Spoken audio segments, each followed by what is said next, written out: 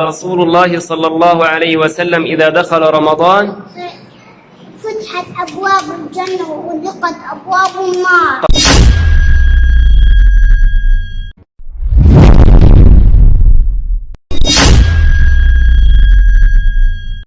الو. جاني جواب منين يا ابوي؟ طب انا ماسكي في الغلط والغلطان. طب ولدي عندك في الشارع ابعتولي. يعني مش حسبة كيمياء هي. ابعتولي يا ابو، ابعتولي. استر يا رب، استر يا رب، تجيبها مستور يا رب. ايوه يا ابوي. مين اداهولها؟ والله واحد جاوني من برا. يعني ما تعرفش مين؟ لا. طب خد اقراها يا ولدي. انت شايف هذيك ما اعرفش اقرا. في ايه يا غفله قام؟ اقراها، مش هتبص عليها، مش مرايه هو، مش مرايه يا ولدي، هو ده جواب. يا بيسيبك يا ابو، روح افلح بالوكل انت بس. اخلو ومرعى وقول لي الصنعه. اقعد رن على ابو الشواله. ايه يا ابو الشواله، امانه تعال للزرع، امانه شيا،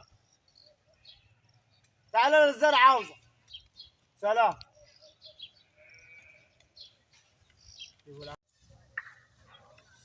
يا ابو الراوي تفضل يا حاج.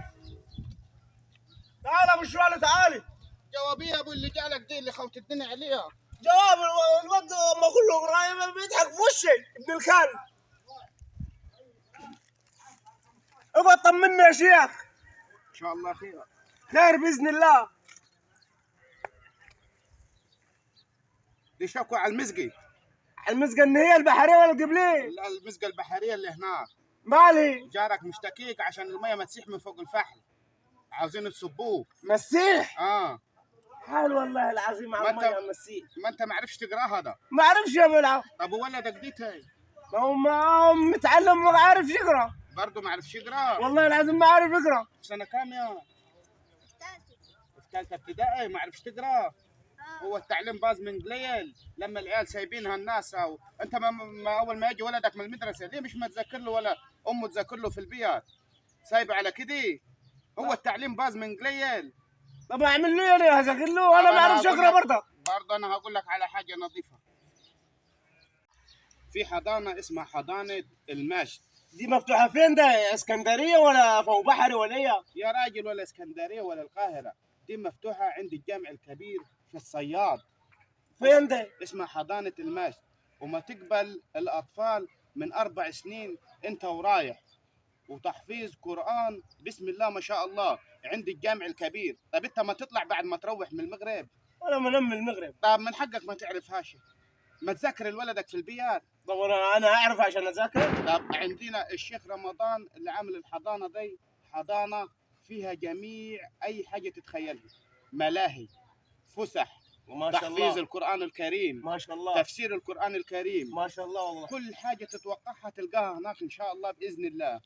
وجميع السن من 4 سنين انت ورايح، والواد بالصلاه على النبي او البيت تطلع شطاطه. طب انا هوريك فيديو عشان اثبت لك واثبت للناس دي. وريني اشقيني اشقي. اتفرج براحتك يا احمد، انت وولدك اتفرج. قال رسول الله صلى الله عليه وسلم للصائم فرحتان يفرح إذا أفطر فرح بفطره وإذا لقي ربه فرح بصومه. شفت الفيديو يا حاج بالراوي؟ شفته والله العظيم. نعم. وعجبني. قول بسم الله ما شاء الله. بسم الله ما شاء الله. ودلني على الهنيه دي. الحضانه دي اسمها حضانه المجد عند الجامع الكبير، وانا هوصلك ليها برضه ايه للتواصل للحضانه عشان ما تقولش الراجل ده ما يكذب علي. فين هذا؟ هي ده؟ هذه الحضانه يا حاج بالراوي. بسم الله ما شاء الله. جميع اي حاجه هتلقاها هناك ان شاء الله. طب ماشي، تعال يلا بينا كده وصلني ليه. يلا بينا. يلا توكلنا على الله. توكلنا عليك يا مسهل. لكن تنفع فيها دي. حطريتها نسيت ما الدار راس الوكله.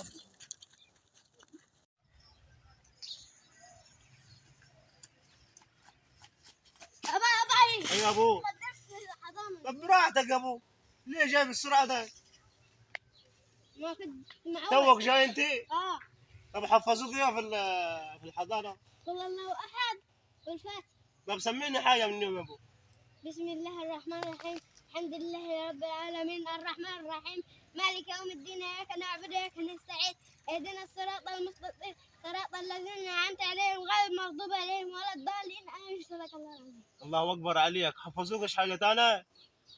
حفظوني قل الله احد. طب اقراها لي كده. قل الله احد الله الصمد لم يلد ولم يولد ولم يكن له كفوا احد. صدق الله العظيم. بسم الله ما شاء الله عليك. كل ما تحفظ اكتر اديك هديه.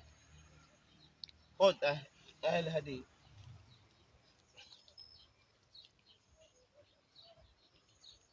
خد يا ولد. كل ما تحفظ اكتر هديك ازين. تسلم يا ابو الشوالي اللي دلتنا على الحضانه دي. يا راجل احنا بنقدمه خير من بلد. اي واحد بيعمل حاجه خير المفروض الناس تشجعه. يعني حضانه المسجد جاي احنا المفروض نشجعوها.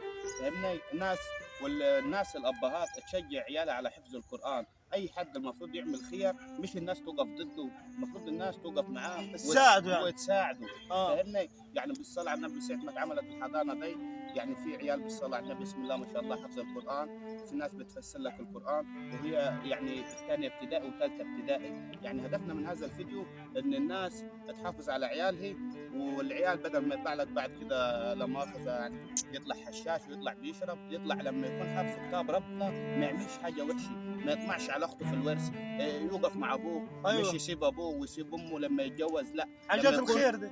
لما يكون حافظ القران عمره ما هيعمل حاجه وحشه وعمره ما هيزعل ابوه ولا امه. واتمنى الفيديو يعجبكم، ما تنساش اللايك والاشتراك، ولو تواصل للحضانه عم حسن زي ما انت وصلت في ناس غيرك عاوزه توصل، احنا هنحط الوصف بتاع الحضانه في الفيديو. ان شاء الله الفيديو يعجبكم، ما تنساش اللايك والاشتراك. مع اخوكم ابو الشوالي السعيدي، والسلام عليكم ورحمه الله وبركاته.